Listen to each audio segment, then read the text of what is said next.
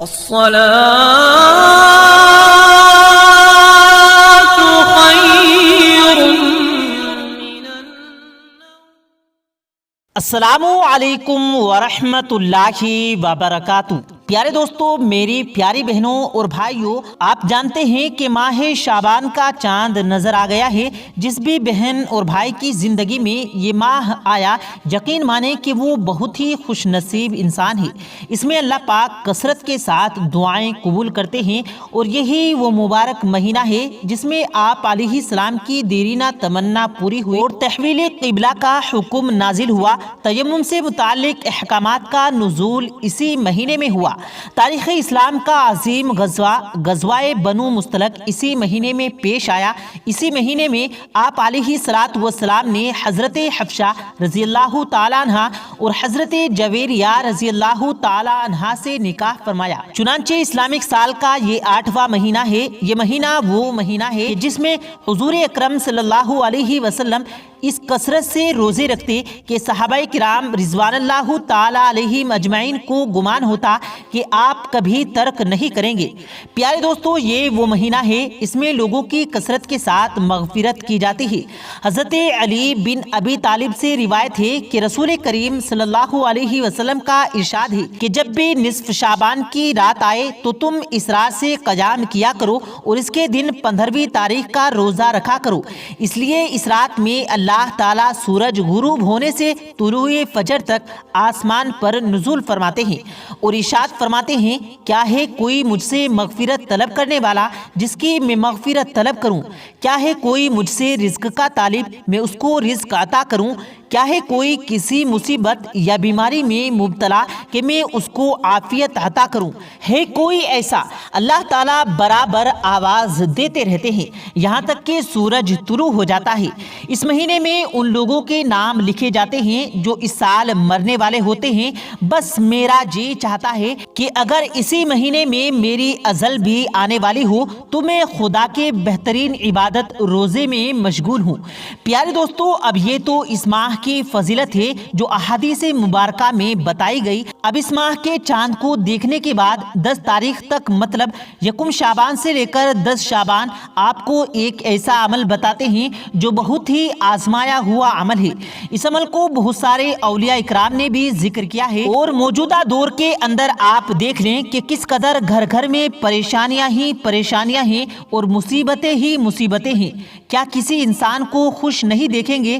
آپ جس محلے، گلی، گاؤں اور شہر کے جس گھر میں داخل ہو جائیں، آپ کو ہر کوئی پریشان حال ہی ملے گا۔ کوئی اولاد کی وجہ سے پریشان ہے تو کوئی مال رزق کی مسائل کی وجہ سے پریشان ہے۔ تمام تر مبتلا لوگوں کو چاہیے تو اس ماہ کے شروع ہونے سے لے کر آپ کو 10 شعبان تک آپ کو روزانہ رات کو سونے سے پہلے 5 بار آیت الکرسی، اس کے بعد 110 بار اللہ نور السماوات والارض کو پڑھنے، اول و آخر 3 بار درود شریف پڑھنے۔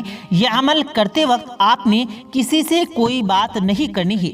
یہ عمل اس وقت کریں جس وقت تمام گھر والے سو رہے ہوں، کیونکہ اگر کوئی جاگ رہا ہوگا تو آپ کو کسی نہ کسی وجہ سے بات کرنی پڑ جائے گی جس وجہ سے عمل رک جائے گا۔ آپ نے عمل کرنے کے بعد اپنی حاجت کے لیے اللہ سے دعا مانگنی ہے۔ یقین جانیں اس عمل کے بعد ہر رات آپ کی حاجت پوری ہو جائے، آپ کی جو بھی حاجت پوری ہو جائے گی اللہ آپ کی حاجت پوری فرما دے گا۔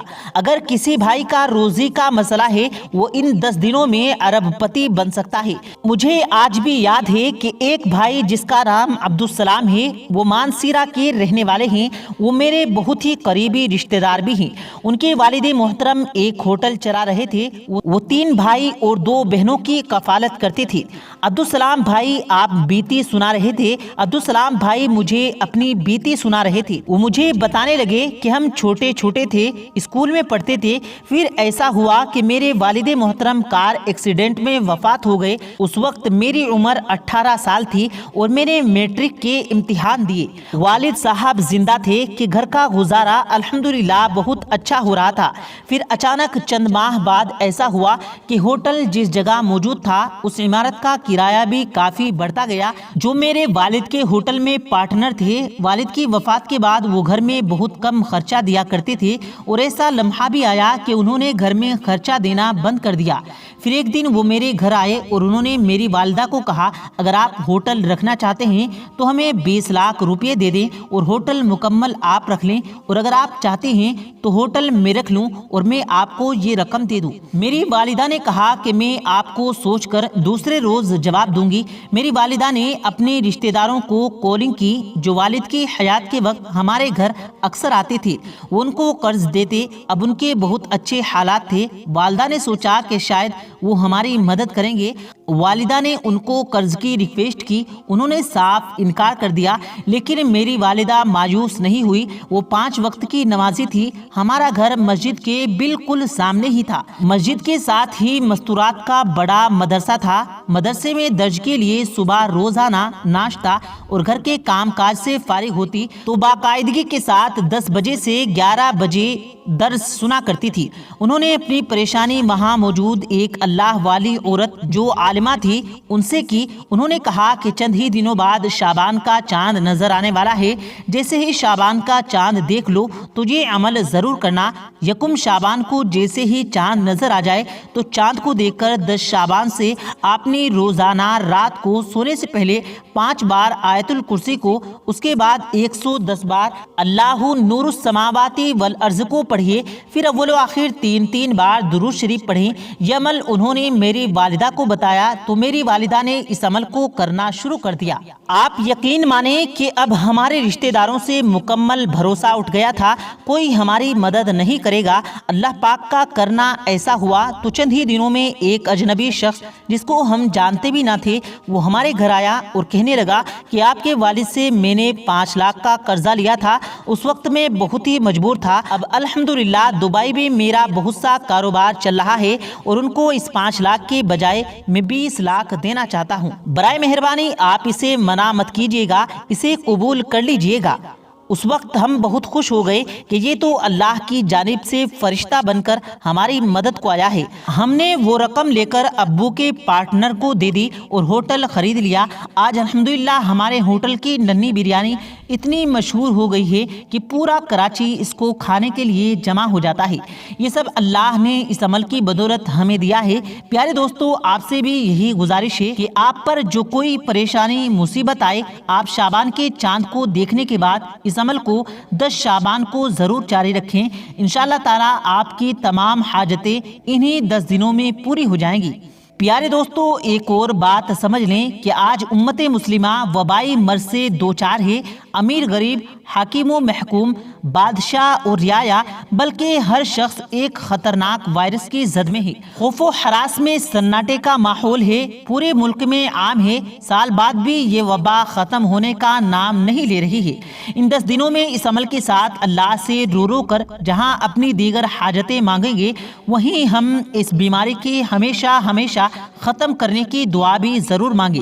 اللہ پاک امت مسلمہ کو اس ماہ کی قدر کرنے کی توفیق عطا فرمائے اور اس خطرناک وبا سے اس پوری ملت اسلامیہ کی حفاظت فرمائے، آمین ثم آمین یا رب العالمین۔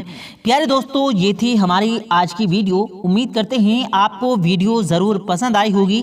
ویڈیو پسند آیا ہو تو ویڈیو کو دل سے لائک کریں اور زیادہ سے زیادہ لوگوں تک اس ویڈیو کو ثواب کی نیت سے شیئر کریں، اور اس ویڈیو کے بارے میں آپ کی کیا رائے ہے کمنٹ سیکشن میں اپنی رائے کا اظہار ضرور دیں، اور مزید اسی طرح کی روز کی ویڈیو پانے کے لیے ہمارے چینل کو ضرور سبسکرائب کریں۔ ملتے ہیں پھر ایک نئی ویڈیو کے ساتھ، تب تک کے لیے اللہ حافظ۔